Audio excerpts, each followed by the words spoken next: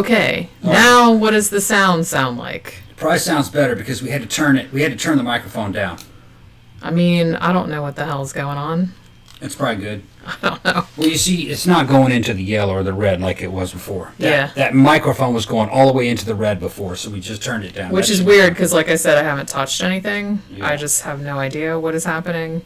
Little weird, but okay. Bit wonky, but better. Con says like underwater. I don't know. I don't know what to tell you. I don't know what's going on with it. I don't know. Mine sounds muffled. We hear you, but it doesn't sound good. What the hell is the matter with it? How's it sound now? Better? It's got a slight echo. It's a little weird, but it's decent. It's coming through clear. It must be Pookie's fault. Kind of odd, but I can deal with it. Yeah, it's like some kind of an edit. It's got to be some kind of a setting that's on. Well, obviously, but it's like I haven't changed anything. That's what it does what it wants to do. It's a computer. That's what I said today. Cause it's not mechanical. It's all set up like I wanted, and then I did a recording today, and then like I was listening to it back, and what the fuck does that sound like ass? I never had that happen before. I haven't touched anything. It changes the parameters every time you fucking fuck around with that computer at all. You know what I'm talking about? That program, that audio recording program. Well, it's something like a switch.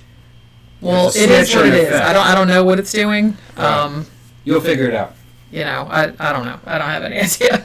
It's just like they're saying fucking saying I'm conjuring white noise puppets, not white noise poltergeists.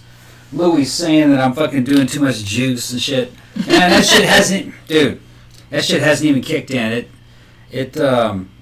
Week 3 it starts to come in, and then it doesn't plateau till like week 6. So I'm feeling better, but I'm not. I'm gonna feel a lot better in about 6 weeks. But 3 more weeks. Yeah. In the meantime, it's not affecting you. It's just affecting all the electronic equipment. It's not going to be super physiological levels. It's just going to be normal levels. It's not juice, man. It's not like doing roids or anything. Okay, we got to get on to this fucking show. Well, just in case, because I might get rid of the last stream because we didn't even talk about the movie or anything. So we wanted to say the regular show, which is going to be about the disappearance of D.B. Cooper this upcoming week. I think we're going to do it Friday night instead of Saturday night. We might start moving the streams to Friday night instead of Saturday, just because we're going to start probably going out again on Saturdays. So we'll probably be moving the show to Friday. Like I said, I think at the end of March, I'm going to keep doing the Witching Hour show through March. But then after that, I think I'm going to stop doing it and then do some more movie reviews and stuff like that. Because I want to do some Giallo movies and shit. So I might try to do 1 or 2 more movie reviews a week. And new ones and old ones, I don't know. I haven't really figured it out yet. Tila just jumped in. What's up, Tila? She's on her fucking lunch break. Yeah. Yeah. Peace says Tom's hormones have gone airborne. Yeah. we saw Coming to America again the other day. Getting ready for this weekend. Yeah. Yeah. Sandra says tomorrow party stream as usual. Yes, we are still going to do the Wednesday night party stream at 5. Probably talk about. Somebody asked us to do scariest horror movie scenes, which I talked about a little bit last time, but I'll get a more organized one. Somebody asked us to talk about kind of the beginnings of goth culture and music, so we can talk about that a little bit. Then we can talk about the movie Heat if you want, because we did actually finally sit down last night and watch the whole thing. Yeah, I saw Heat. It was good, masterpiece. kind of like the Apocalypse Now of fucking cops and robbers movie. Pretty neat. I hadn't seen it for such a long time. I think I saw it in the theater back in the 90s, but I hadn't seen it since then. We'll talk more about it. All right, so this new movie we're going to be talking about today, this was one that I just kind of chose at random. It's on Amazon Prime, a free one. You don't even have to pay extra. And I had heard a couple people talking about it. It had decent reviews. So I started watching it. It's a Chinese film. Yeah. Called The Lingering. Now, there's also a movie, which I think we reviewed months ago, that is on Shudder, that is also an Asian movie that is just called Lingering, without the. This is a completely different movie than that. So, just, to be confusing. Asian horror is all kind of samey. This one is a little bit different than the other ones. This one was a little weird. Yeah, I liked it. It was good. Had real good soundscape, real good sound. What do you call it? Real good score. You could hear a lot of The Shining, where they ripped off The Shining in there, but it still worked. It was good. It was good. Yeah. This actually, even though it's listed as on Amazon Prime as a 2020 movie, I think it actually came out in 2018. But I guess they listed it as 2020 because that's when it got like a wider release or whatever.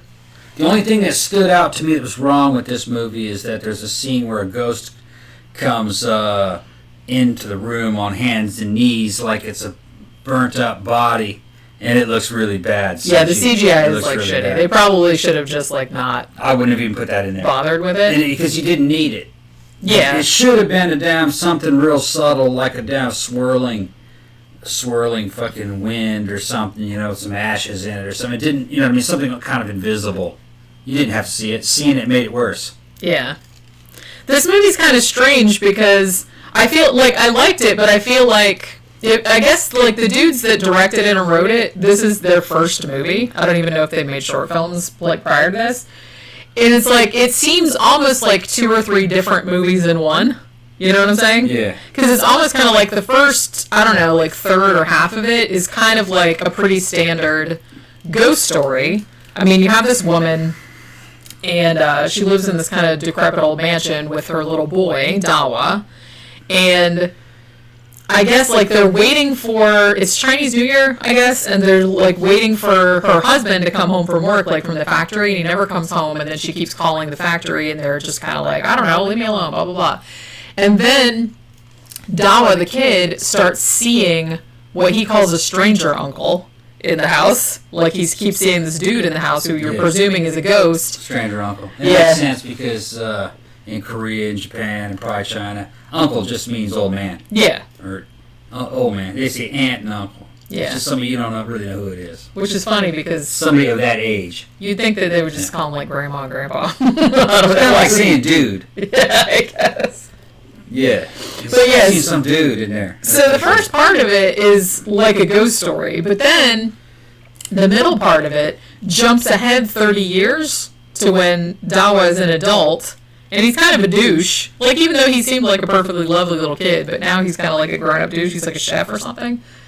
And so he gets called back to, like, he's moved to the big city or whatever, and then he gets called back to his old village because they found a body and they think it's his mom, so he has to come back and identify the body, even though I guess him and his mom have become estranged in the 30 years, you know, in the interim. So he kind of goes back there, and then there's like, I don't know, so like the first part's kind of like a ghost story, and then the second part, there's some ghosty shit in it, but then there's also some like Scooby-Doo action, and then it almost goes into like a heartwarming family drama, sort of, like about the relationship between a mother and son and stuff like this. So it was very, very strange. It's kind of like, I liked it, but it's really strange. And it was a little bit confusing. I felt like it was a little bit confusing. The man is in there saying, wait a minute, a mansion in China is a bit of an oxymoron. Does that mean it's more than a 3-room apartment? Okay, look. Yeah, it was like a big house, but it was like an old. Yeah. I think they said at some point that his family had used to have money, but then they lost a bunch of their money, but they still had the house, but it was like kind of decrepit. There's a couple of these guys that I've been interacting with that lived in China for like 10, 15 years. One of them, the channels are on YouTube. It's called Serpent ZA, and the other guy is named Sea Milk, but I don't remember the name of his channel is. And they'll take you and show you all the weird shit that was in mainland China. And they married Chinese women. And no, there's some wild shit in mainland China. There were fake cities built. Is that rain? Is that? It's rain. Yeah, it's rain. Oh, okay. I didn't know what the hell that was. Something's like hitting the glass over there. They have fake cities built, like housing complex cities that look like copies of Bavaria, where you had castles in there, but it was like a Mick castle. Like the castle at Disneyland. That's what it was like. Yeah. It just wasn't a real castle, of course, you know, I mean, just the colors are fucking crazy. Just some of those people want to own a house anywhere but China, but they can't leave the country, so they'll build Bavaria or a fictionalized medieval fucking France. You know what I mean? Well, shit, if I had the money, I'd do that too. Yeah. But what's weird is then nobody ever buys them, then they sit there and they fall apart because they have a bunch of real estate scams going, and they have a surplus of housing. And they'll have, huge skyscrapers. They'll show them in there, man. That's a really good channel. It's mainland China's bizarre, but there'll be these huge skyscrapers of apartments, and they've been sitting there for 15 years unoccupied, falling apart because they were built under some kind of housing scam that they were running for a while. And it's just crazy. But yeah, check that channel out. They do weird shit in China.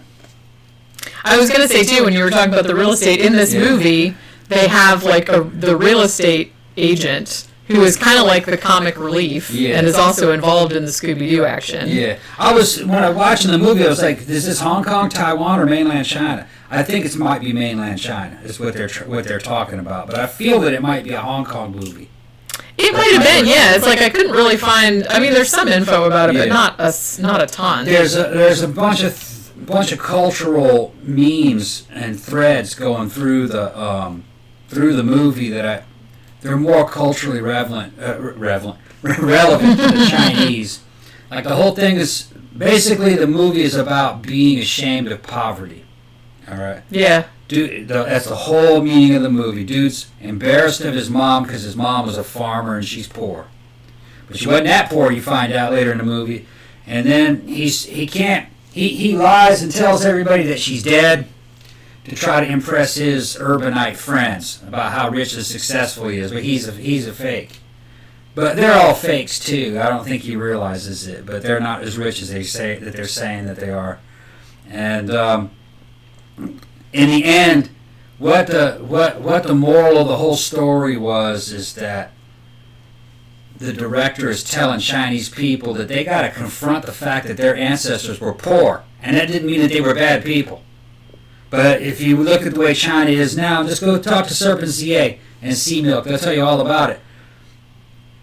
Being poor in China is like a sin. That's like evil. All right. You're supposed to be as rich as you possibly can and as materialistic as you possibly can. That's like a fucking big. That's like it's all about status. But the thing is that China doesn't have the income for everybody to be like that. So most of them are faking, pretending that they're rich. They're not rich. They're making $10 a day. And that's what this movie's about. It's telling people to confront confront poverty and to accept that your parents were fucking poor, but that didn't mean that they were bad, which that's an alien concept to the Chinese, evidently. Yeah, I definitely did get that through line in there. Yeah. Like I said, it almost kind of seems like 2 or 3 different movies going on at once. Yeah. So it is a little confusing and sort of schizo. These guys that have this other channel, they talk about their Chinese wives. They marry these Western dudes, and it's all about buying brand name clothing and fake designer stuff, and they want the real designer stuff, but they have to buy the fake designer stuff instead. And then there's kind of like this confusion between fake and real. Like they don't realize that there's such thing as like fake Gucci. They thought all Gucci was Gucci. It's bizarre when you see what's going on in other cultures. It's not like you expect. Korea was a little bit like that when I was there, but from what they're describing, China's fucking much worse. Yeah, and that's what this movie's about. I don't know if you picked that up. Yeah, I kind of got that. Yeah, but that's what it was about. But I was gonna say there were actually some really fun. Like I said, the real estate agent was kind of like the comic relief. Yeah. And it was one of his best. I don't know if this is exactly what he said, obviously, because I don't speak Mandarin Chinese. But this is what the closed captioning said, was that I guess he was trying to like scare somebody away or scare the owner away so he would sell the house or whatever. And he said something like, I guess they'll need additional terror in order to like scare them. I was like, additional terror. I want to start a band called Additional Terror. That's fucking rad. And there was also like a fucking great line. I think Dawa says it when, the grown-up Dawa says it. They're at some like hotel or whatever, and it's a smart hotel. And then he says something like, in China or in whatever city they were in, it's like even the smart hotels are retarded. He said that. And also, when they first introduce adult Dawa, like he wakes up from what you think is a nightmare, and he's in bed with his girlfriend, and he says to her, he's like, oh, I had a dream. I dreamed you. And then she was like, what? I dreamed you gained 30 pounds. I was like, wow, what a dick. Yeah. So that's how they introduced, so they showed that he wasn't like the nice little kid that you saw at the beginning of the movie, that like now he's kind of a douchebag. Tammy's in there going, so China's like America. And Sandra's going, oh no, much worse. Yeah, no, it's much worse. I saw a video of about a 85-pound Chinese girl at the BMW dealership in a mall somewhere, in an absolute fury, and the security cameras jumping up and down because her old man's credit card won't clear because she's trying to buy this fucking BMW. And when they turned her down like 3 or 4 times, and she backed up and did a flying run, just a flying leap over the damn balcony of a fucking 5-story drop. Right on video cameras. Yikes. She's like 21, 22, like a 21-year-old Chinese trophy wife. Just jumped off a damn balcony. 5-story drop. Well, you know, she was like, she just couldn't take it anymore. She was furious. That's it. I'm so mad I'm going to jump off a 5-story building. Yeah, it was like a 5-story drop in. It wasn't really. It was like, you know, when you're going to a shopping mall and you look over the fucking. It was a huge mega mall. Yeah. It was indoors. She jumped off. Got her on a video on security camera. Just fucking nuts. That is nuts. That's pretty damn materialistic. Yeah. That's very material. His shit's not clearing. I can't take this shit anymore. I gotta have my beamer. Wow! Fucking jumps off. It was famous, man. That shit was going around. I guess it was about 6 or 7 years ago. I don't remember seeing that one. That's bizarre. Somebody asked if you had seen Poseidon with Kurt Russell. Oh man! That was. Was it a remake of the Poseidon Adventure? Yeah, I think that's what he's talking about. Poseidon Adventure. Oh, okay. No, I didn't see it. Fourth Throwdown says, I've never wanted a BMW that badly. Yeah, me neither. I mean, I can't really think of anything I'd want badly enough to jump off a 5-story building. If you're gonna kill yourself, I wouldn't kill myself that way, just because 1, I'm scared of heights, and 2, I don't want somebody to have to like scrape my bloody ass off the fucking pavement. That's not fair. That somebody would have to clean that shit. It was either 4 or 5. She fucking jumped, and then from the other camera angle, they show her fall all the way down and just splat on the ground. There were crowds of people walking around. She almost landed on people. Well, yeah, she could have killed somebody else. Yeah, fucking crazy. Jackal. And she didn't have any history of mental illness or anything like that. She was just spoiled. Spoiled and fucking lost it. Yeah. Momentarily just got frustrated, and now you're dead. Good job. Imagine that. Yeah, well. Fuck. Like I said, I can't imagine. It's crazy. That's crazy. Beast said I was about to go full Karin at Burger King. Yeah. I've seen some people go full Karin in my time. Not so much that they jumped off a building. That's expert level Karin right there. But I'm just like fucking. So, Amanda says, when I lived in Korea, students used to kill themselves by jumping out of buildings all the time, just because of the stress that school there got to them. Yeah. I can see that. Like, I can see how stressed we get to. It's just, I don't know. I just wouldn't choose. It's kind of like how back in the old days, I feel like, well, not even back in the old days, but I wrote about a lot of cases where people would kill themselves by throwing themselves in front of trains. There was like a big thing for that, like especially back in the UK, like back in the late 19th century. And I was just kind of like, why would you choose to kill yourself that way? Because not only does somebody has to clean your ass up, also you're stressing out the dude that's driving the train and everybody that was on the train, and now they have to all get out and they have to scrape your fucking bloody carcass. There's no other way to kill yourself. Maybe drugs. Well, yeah, why don't you just do that? At least you just kind of like lay in your bed and maybe you barf or something. People would throw themselves out in front of horses and carriages, and the horses would just step over them. Yeah. And the carriage would run over you and it would kill you. Probably hard to get guns in England at that time. And fucking jumping off of a building, man, you got to fucking scream all the way down. You want something fast, And poison is not as fucking cool as people think it is, especially if it's misapplied. Well, it depends on what kind of. Depends on what it is, but because usually it's death by suffocation. It's not quick. Yeah. Or your death by fucking vomiting and shit in your fucking lungs. Shitting your lungs out. I would rather do that than get hit by a fucking train. If you fucking want to do it, just get you a damn fucking. Oh, I don't want to say that because somebody might fucking do it. You can kill yourself with a fucking bottle of alcohol if you know how to get it into your system the right way. Well, yeah, I mean, like I said, there's a you lot. Drunk as shit and pass out. Yeah, there's a lot easier ways to do it. Yep. And, you know, ways that don't mean that somebody has to clean your splattered ass off of public property. You know, a fifth of alcohol. It seems a little selfish, is all I'm saying. A fifth of alcohol directly into your system in a few minutes of time, where the liver and the kidneys can't cope with it, will kill you. Yeah. And it's wouldn't be that bad of a death. You just pass out. Yeah, because you just get really drunk and pass out, and then you just wouldn't wake up. That's right. You know? Right. Louis asked what you thought of the shootout scene in Heat. Well, which one? There was a couple of them. You must be talking about the bank robbery. Probably. I'm assuming that's kind of like the best one. Yeah, it was pretty cool. I mean, they're never really realistic. You know what I mean? You can't really hide behind cars, not when you're shooting assault rifles. You know. It goes right through the sheet metal of a fucking car, you know, 5.56 or 7.62 which is what an AK shoots, or 5.56 what they were shooting out of those ARs. Car can't stop that. It goes right through it. They were kind of hiding behind things that you can't hide behind. There was a bunch of cops there shooting at them. There's something called withering fire, which is just so many people shooting at you. Even the misses are fucking you up. It's like raindrops coming at you. They all would have been killed under what they showed, but it was exciting to watch in the movies. That's just movies. You know what I'm talking about?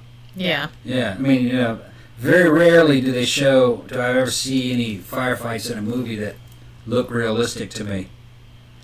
Well, the thing about it, though, is that, you know, you can't put necessarily, like, real realistic shit in movies because it doesn't work, it doesn't look cinematic, or, you know, there's not any drama or something like that. Watch gun camera footage and shit like that from the wars in the Middle East, and you'll see what they really look like. They're not real impressive, but, you know, you can see bullets going through people and fucking blood splatter, shit like that. People's heads fucking vaporizing.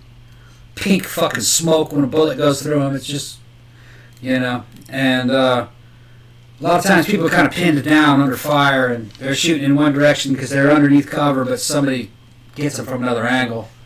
It's not a lot of running. You know, if you get up and run, you're just cut to pieces usually. It's just look at gun camera footage, you'll see. Yeah. And what's going on now, you know, a lot of the footage I see coming out of Iraq or Afghanistan the past few years, to me that doesn't look like combat at all. It's just guys riding around or walking around until somebody shoots at them, and they jumping out on the ground, do a lot of yelling and running around, shooting into the bushes. They don't ever see the guy. It's just one guy that took a pot shot at him. Yeah, they're enjoying it, you know what I mean? Most people, oh man, the stress of combat, and then, man, fucking bullshit. They're in there having fun. Did you get him? I think I got him. Shoot the 50 at him. Shoot the 50 at him. And just shit like that. I think we got him. Bitch, he didn't get anybody. He ran. He fired one round and ran off. It's just, you know.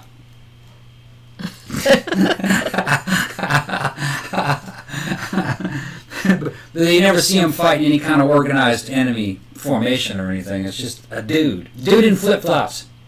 With a fucking shirt that looks like a skirt. A shirt dress. And a little hat. And he takes a shot at you. And before everybody drops to the ground and he runs off, you didn't even see where the shot came from. And you'll see over and over again. Because I check up on my unit. My unit will post video footage of their engagements. Yeah. First in the 327, first in the 506, they'll post it. And I'd go, that shit would get to me. It would make me it would just be very frustrating. Because they're just fighting ghosts. It's law enforcement. Yeah, Scott's asking what's going on with the sound. Yeah, because I guess you just got here. We're having like some audio issues. I have no idea what it is. So I'm gonna have to, after this ends, I'm gonna have to figure out what the problem root out what the problem is, because I mentioned earlier that I was making a video earlier, like I was recording, and then I listened to it back and it sounded like ass, and I don't really know why. So yeah, we'll have to get it sorted out before the party stream tomorrow night, because I don't want that sounding like fucking butt all the whole time, you know. And it's getting an echo. I don't know. You know what I might do is I might just take this OBS and I might like take everything out of it and just like fucking start over, because there might be some kind of a problem somewhere. Yeah, who knows? Like I said, I don't have any idea. I come in here and I had everything set up, and then all of a sudden it just started changing things like willy-nilly without me doing it. So I don't really know. It's a goose. Yeah. But yeah, so I guess we'll kind of cut this short because I'm nervous about the stream going, and I'm kind of pissed about the audio being fucked up, and I really want to figure out what's wrong with it. So, we mostly talked about the movie. Like I said, it's on Amazon Prime. If you have Amazon Prime, it's free. It's a Chinese movie. We're going to turn the mic down even more. They're saying turn the mic down even more. Does it sound better? Yeah. Now that the mic's down a little lower? Maybe. Did you fuck with the volume on here? I don't know. I put it down. I don't know why. Who knows? I don't know. So tomorrow at 5 p.m. Eastern Standard Time, we're going to do our party stream. Like I said, we'll probably talk about the movie Heat more than talk about a couple other things that people have requested. So, that'll do it for our matinee today. You have anything else you would like to add? They're still asking about those gunfights. From what I remember, a movie that it looked pretty realistic, was one, I hadn't seen it forever, I'd have to see it again, Hamburger Hill. I remember that one. Yeah, I remember that being Seemed pretty realistic. Saving Private Ryan had some parts in it that were pretty realistic for that era. Although, what's funny is that they show tanks and aircraft and fucking German infantry and everybody fighting all in the same intersection. That's like some shit you'd see only out of a movie or some kind of a recruitment poster. You never see any more than one kind of enemy at a time. You see the helicopter, and then 4 days later, you saw some dudes, and then 3 weeks later, I think we saw a damn Iraqi half-track or something, you know what I mean? But it was a mile away. The battle space is fucking huge, and the units are put in different areas. You usually don't see anything. You don't see everything all in one shot. They're doing that for the camera. Yeah. Yeah. Sandra said Jenny cut the show short yesterday. No, actually, we lost the stream. Yeah, that's what happened. Yeah. I didn't mean to. I was trying to I was like, oh no, it's gonna crash, and I was just kind of cut off before I had a chance to. That's why I didn't do it on purpose. It's still doing the echo thing. It's just quieter. Well, like I said, I'll have to figure out what it is because I don't really want. I'm gonna have to start over and just clean everything out and see what the fuck's going on with this because I don't know. It just sounds like you're in the bathroom. Yeah, that's what my recording sounded like. All right, so we will see you guys tomorrow at 5 p.m. Eastern Standard Time for our weekly Sidetracks party stream. And thanks everybody for dropping by. Bye.